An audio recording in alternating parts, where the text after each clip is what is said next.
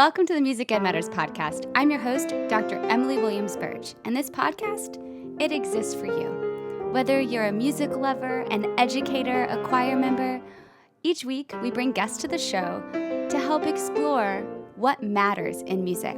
I'm so glad that you're here. Welcome to the show. Hello, and welcome to this very special bonus episode on the Music Ed Matters podcast. My name is Dr. Emily Williams Burch, and you're about to meet three amazing humans. These three people have joined forces to create True Change Alliance, and they are the newest sponsor of the Music Ed Matters podcast. But they're not just sponsoring our normal once-a-week episodes. They're going one step further and helping to curate something very special, which we'll announce in this episode. What are you going to get by listening to this? Well, lots of smiles, because these are awesome people with great stories. You'll get some ideas. You'll learn about True Change and what that means, and how the True Change Alliance can help you, your organization, your school system, your classroom, your individual reflection and thought really become a place for true change. Make sure you listen to the end, because the 4 guiding principles of TCA are dynamite. Don't worry, I'll wrap them up in the closing remarks. Thank you so much for listening. I now present to you this very, very special bonus episode, introducing True Change Alliance. Welcome to this very, very special bonus episode as I introduce you to 3 really amazing humans who make up True Change Alliance. Dr. Hyman, will you please tell us all, what is TCA? Yeah, thank you, Emily. So excited to be here. So True Change Alliance is a Black-owned, a queer-owned diversity consulting firm who's focused on leadership development. Right, so we are really excited about working with companies to create true change. So I am the co-founder and principal of TCA, and really excited to begin this organization. And I can throw it over to Ajoy. Hi, I'm Ajoy Spencer. I'm also a co-founder and director of coaching, the coaching aspect of TCA. I'm really excited to be here today, Emmy. This is great. Justin, how about you? Yes, I am Justin Stevens, another one of the co-founders, and I'm the director of program development here at TCA. Also excited to be here. Wonderful. So how did this get started? Where did the brainchild come from? How did the 3 of you meet? How did the seed get planted? Yeah, so we were actually talking about how we met, and I think we said, was it gospel choir at FSU? Is that what it was? Yeah. Go gospel choir. Of course, music would be the thing to bring us together. Of course, yeah. And actually, the woman that someone you'll be speaking with or hearing from in a couple of weeks, she was the director of gospel choir at the time, so look out for that. Ooh, you're giving a little teaser for what's coming later in the episode. Whoop, whoop. But yeah, we met at gospel choir. I know Joy and I, we lived in the same dorm, and then I think we all met in gospel choir, so that was really cool. And then we kind of stayed in contact. You know, you have those friends that will like send random text messages or Facebook messages and be like, what's in the world is going on with the world? And did you see this? And we're just, kind of going back and forth over the years. So you all, what are your majors? What are your backgrounds? We need your elevator pitches. Who's going to go first and tell us what you are, who you are, what you do? Well, I'll go first, because I'm I'm the outsider here. Okay, so this is Justin. If you're not watching on the YouTube channel and you are listening to the audio, this is Justin. Hit it, Justin. Yes. So Joy and I met at orientation for FSU, and we had the same orientation leader. Is that what they call it? Mm-hmm. And she suggested to Ajoy, I was eavesdropping, to join the gospel choir, and I was like, doing it. We started in gospel choir freshman year. Then Marshawn joined. I guess they knew each other because they lived in the same dorm, and they were both in the College of Music. I was a psych major, so all the way on the entire opposite side of campus, riding my bike and coming over to the college, into the School of Music for gospel choir. And what do you do now? What did you do with that psych degree? Wow. So sorry, that's kind of deep sometimes. So I majored in psychology and child development, and for a while I was working with kids who suffered from abuse, abandonment, and neglect. Then I started working with children who suffered from mental health and behavioral issues. I taught parenting classes for a while.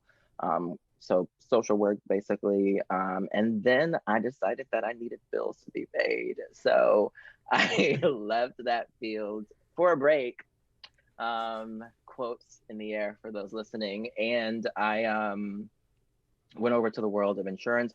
And it was very interesting because I started seeing, so when I was in social work, I started seeing, how our kids were affected by our behaviors. And then when I came over to corporate America, I started seeing, okay, well, here are some of the things that are affecting the parents, which is, causing some of those issues to be brought home, and then how that's affecting kids. So now my mission is to, I always wanted to help kids, and I feel like I'm still doing that because I'm working with their parents now, and I'm trying to alleviate some of the stressors that come with bias and, stereotypes and prejudice in the workplace, so that that's just one less stressor for them to have, so that they can, have extra points for parenting. I love that. What a great background to bring and such a fantastic perspective. Thanks for sharing, Justin. Okay, which of the two of you are going next and giving us your elevator pitch? So I began as a music teacher in public school, and eventually went to get a degree in educational leadership, and actually Pause. convinced. That's how I met you, by the way, because you are still the best intern. You and I worked together how many summers in a row? Yes. I think it was like 3 summers in a row at the Savannah Children's Club. So much fun. Anyway, it's great to see how you've grown. Keep going. Sorry for the intrusion. Thank you. No, it's cool. So music is definitely still a huge part of my life. But I ended up getting a degree in educational leadership and convinced Joy to do the same. So he can tell you about himself, but that made me smile. So I've kind of moved over into higher education now, doing diversity work and training staff and supporting students, and really looking at the organizational level on how we make more systems, how we make systems more equitable. So that's kind of my 9 to 5, and now we're building this organization that maybe one day will be the 9 to 5. So Amen. we'll see. We're throwing that out there. That's a big dream goal. I'll help with that one. Nice. It's great to see you. I actually bumped into Dr. Hyman when he was giving a presentation on his dissertation, in all places, in California. And I saw his name in the program book for a conference, and it was right before or after my presentation, and I sprinted in and sat in the back and tried to hide, but he saw me, and it was amazing to see someone go from undergrad and to see you in your first years of teaching and see you go get your master's, and now you're really living in your full potential, and the change that you are facilitating is contagious and beautiful. And I'm really excited to share it with the world. So thanks for sharing you. Yeah, thank you for that. I appreciate it. All right, Ajori, so you got looped into this whole go back and get a degree in something not music. Tell us your story. Well, and it's funny, I was on the instrumental side of things, though. If you ask Dr. Thomas, he declares that I was a choral music ed major and changed my major, but I did not. Yeah. I came in instrumental music ed and just had a lot of choral friends. So it's really funny you mentioned the Savannah Children's Choir, because when Marshawn would be going over those summers, I was looking it up too, and I'm like, I wonder if I apply even as an instrumental major, if they would take me. But I would have totally taken you. But I literally looked it up every summer that Marshawn went, so that's so funny. So I had a similar background to Marshawn in that aspect. I went into music teaching. I stayed longer than Marshawn did. Teaching middle school band. I really always loved that age group because they're always different. Every day is a new day. But sort of like Justin mentioned, you really see the effects of the world around them at that age. And they just need people who are so incredibly aware of what's happening to work with them and to love them and to care for them and to help them out. So middle school was always my focus in that regard, and learned so much there. And then recently I moved more into curriculum specialist, into program development and things like that, still trying to get access to more kids and make the things that we're doing more relevant and pertinent to their lives and helping them out, which sort of led us into this organization. I had been talking to Justin for years and years and years, and I was like, I see one day, starting this organization where we help businesses out, and we can do these kind of trainings and these kind of trainings, and we just we need people from all these different backgrounds to come together. And Justin was like, no, I'm good.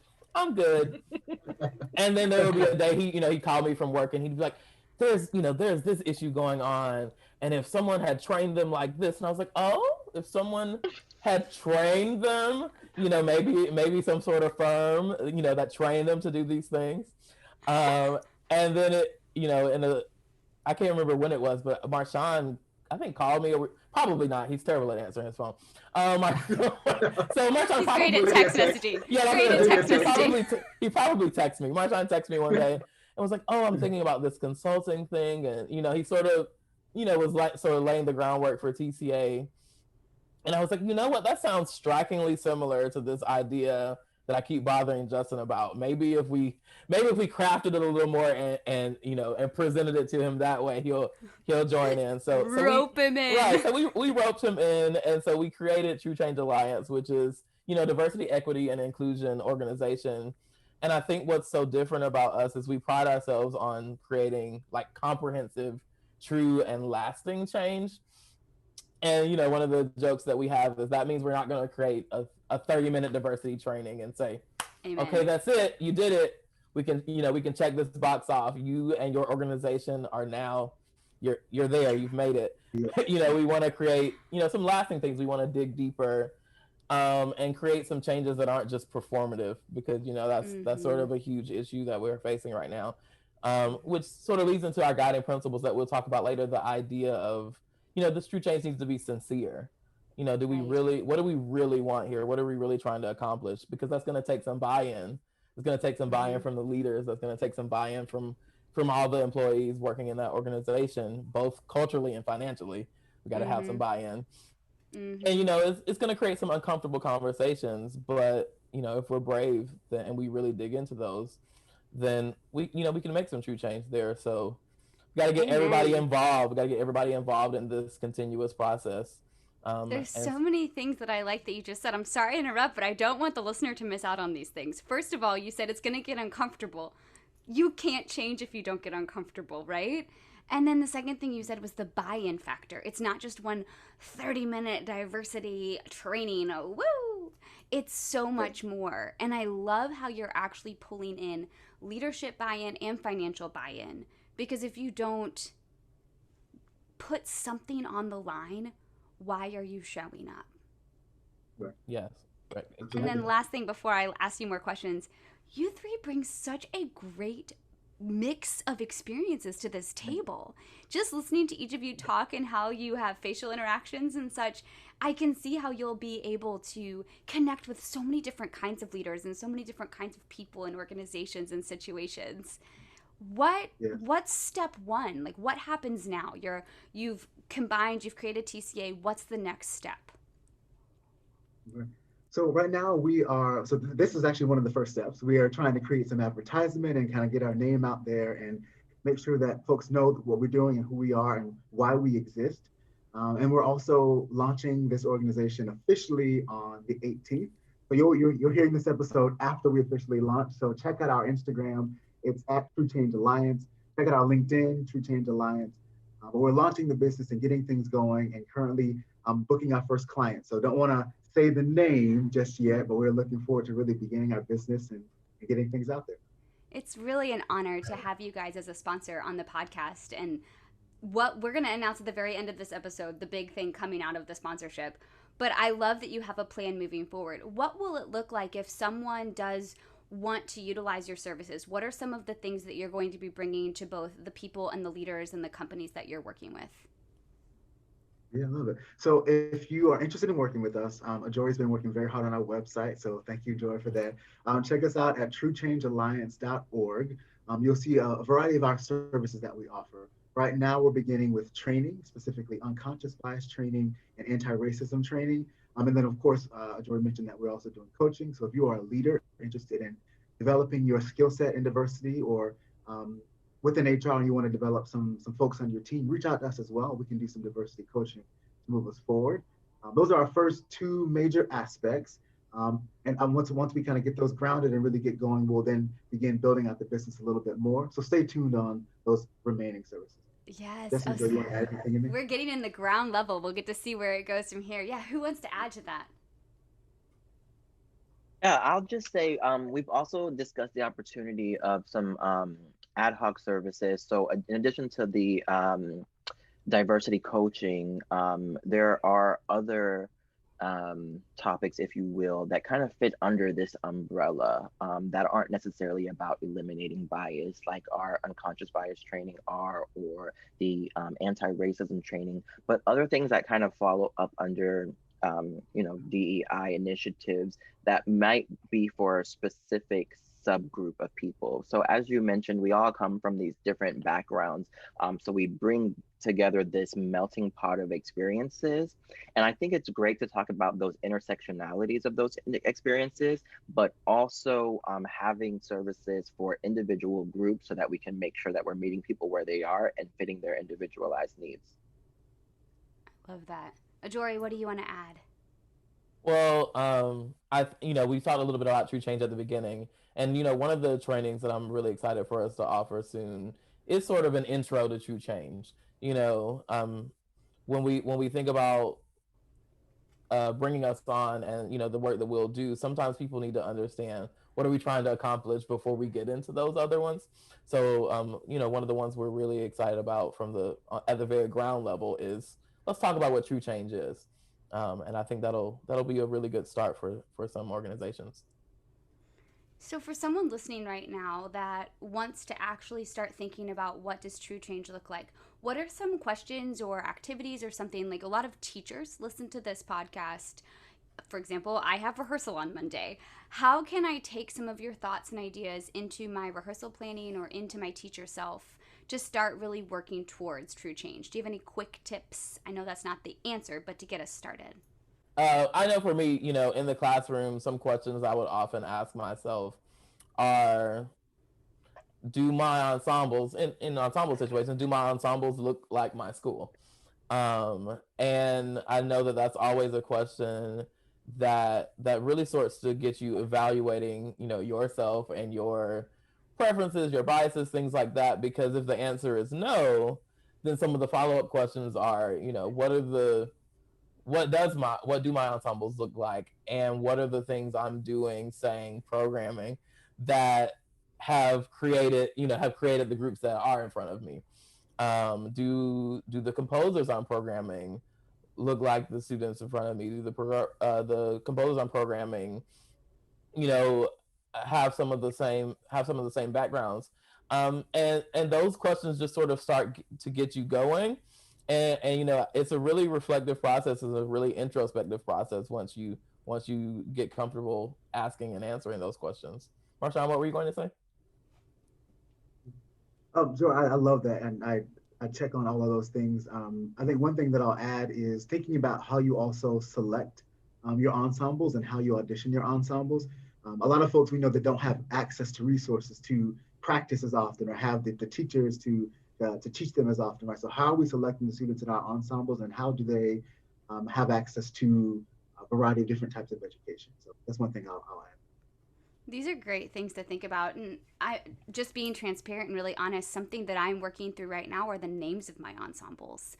We established the names as a quick one-liner to help publicize in a city that this is what we have, because anything more complicated we feared would inhibit us getting more people into the organization, because we're still a young organization. But in my heart of hearts, I know that's something that I'm going to have to work towards and change, because right now our ensembles are gender named, and I don't feel comfortable with that. And as I've had a few students who have expressed how they're not always comfortable in the ensemble they've been placed in. So I know that's something that I need to change, and somehow I need to build into my organization so that we can train our city new names. But I'm not ready to change the names yet.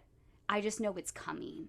And that's step in the process for us and for our community. And I'm stoked to eventually have that conversation with y'all once we start moving towards it. Let's do it. Emily, you mentioned something that I think is very important, though. And I'm not going to get too much into this because I don't want to give away all the secrets. But when we talk about true change, the first step of true change is deciding that you want to make that change. So what you're talking about right now is that it's, you're on that decision making process of what changes you want to make. And that is a very important first step. Well, thank you. Thank you so much. I know I've talked to Marshawn a lot throughout this whole quarantine experience, and I am eternally thankful that the three of you have teamed up to create something that I know will spark change and positive, lasting change, because we need it. We need it so much. And I'm thankful that we have this space to share. Do we want to tell the listeners what our big news is and how we're teaming up? Let's do it. I love it. Does anyone, I mean, I'm about to jump out of my skin. I'm so excited. Does anyone else want to tell them, or can I tell them? You can tell them. It's cool. You got it. We're creating a series together. I'm so excited. It's the TCA Series. And these awesome humans are curating special guests to come on the show as bonus episodes every month in the TCA Series to bring you perspectives from all different types of places and education backgrounds. And I'm so excited. What are you guys excited about with this series?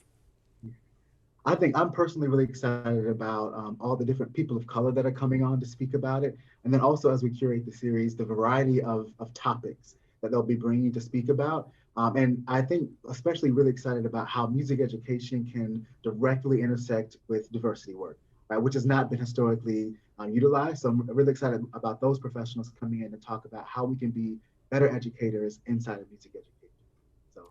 So excited. Love it. Justin, Ajori? I'm just excited to hear from some amazing humans. Some of the people we have planned are just truly, truly incredible people in their fields. And their names are already out there, but just to get them out there even more is truly exciting to me. Give them the space. What about you, Justin? Yeah, I'll say education is so important to me. I consider myself a lifelong student because I'm always trying to learn something. And I think that when we learn things different than what we already know, that's when we really can grow. So I'm excited for people to learn things that they may not have known because they're coming from different walks of life. Yes, those different lived experiences. We're doing a book club with one of my choirs right now because we have a pen pal situation happening with the collaboration up in Wisconsin. And one of my staff team said that they read this book called I Will Always Write Back. Have you read this book? I Will Always Write Back. It's a memoir. It's a 7th grade girl from Pennsylvania who was assigned a pen pal from Africa, I believe in Zimbabwe or along those lines. And this book is a memoir of their letters back and forth in the 90s and how it changed both of their perspective of the lived experiences outside your bubble. And that's how I feel this series is going to be for me, for our listeners. I'm so excited to see examples of learning and anything outside of my bubble. Because my bubble's boring. I want to see other people's bubbles. Oh my God, that's so powerful. Yeah. And I hope that we have that impact or even greater. I know we will. Long-term planning, we will have once a month of this TCA series releasing. I know I plan on having y'all back on the podcast to check up on how things are doing with TCA and make sure that all the listeners get to know you and the awesome things that each of you are doing. But before we wrap up, what do you want the listener to walk away with? I know that you have these 4 guiding principles, and if I remember correctly, the first one is that true change is necessary. But can each of you tell me what the other 3 are? Yeah. So second, we know that true change is uncomfortable. We know that organizations that are founded in this country are founded on white supremacy, founded on racism, founded on mistrust. And we know that all of those elements have infiltrated the company culture, right? So in order to truly, really create the true change we hope to see, we've got to dismantle some of that. And that's going to be truly uncomfortable for those that are willing to engage with us. Yeah, and the next one is that true change is sincere. And here's the thing, if we want the true change that we so often say that we want, it has to be sincere. And oftentimes when we see efforts to be more diverse and more inclusive, like Ajori said earlier, oftentimes they're just performative. And when we say performative, we mean that they're not really set up to fix the problem that's actually occurring.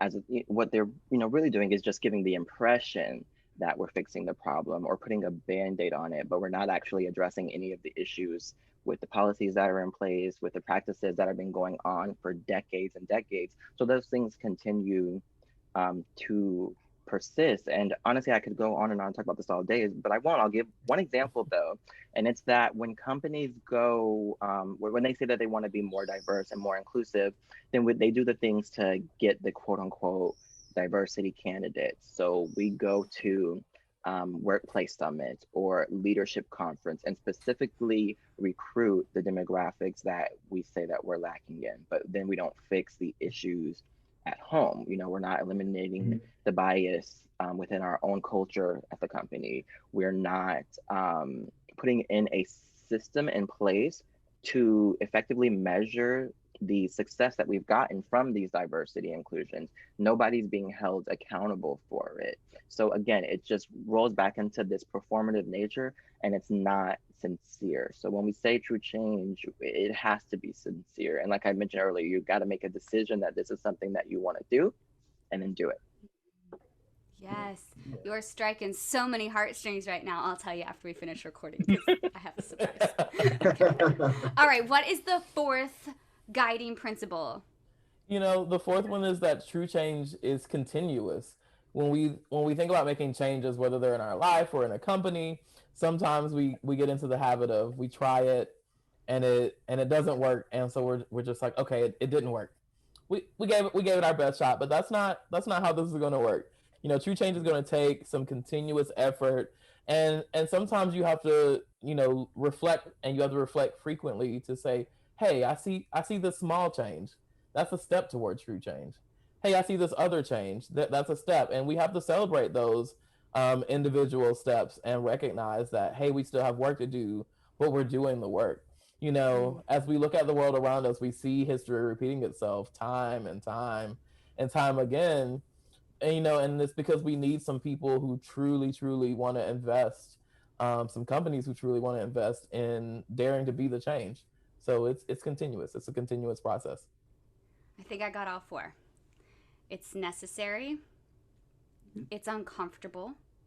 It has to be sincere, and it's continuous. How did I do? Yes, you did it. Look at that, Amy. Come on. I'm ready. So if you are listening and you are also ready to jump on board with these guiding principles, follow these awesome humans on the Instagram, check out their website. There will be more information coming, but most importantly, tune in every month as we send you really awesome clips from the TCA series. It's going to be dynamite. Y'all are awesome. I'm so glad we're friends. Likewise. Thank you so much. Thank you for being on the show. In case you missed it, the 4 pillars or guiding principles of TCA is that true change is necessary, it is uncomfortable, it must be sincere, and it's continuous. We can do this, y'all. We are doing this. Together, we are changing the world. I'm so excited to be on this journey with you and to have a space where people like Marshawn and Ajori and Justin can share their dreams of TCA, True Change Alliance. I'm so thankful that you listen. Please let me know if there's anything I can do to support you further. In the meantime, know that whatever you're doing, it matters, especially if it involves change. We all know that music matters, and I'll see you next time on the Music Ed Matters podcast.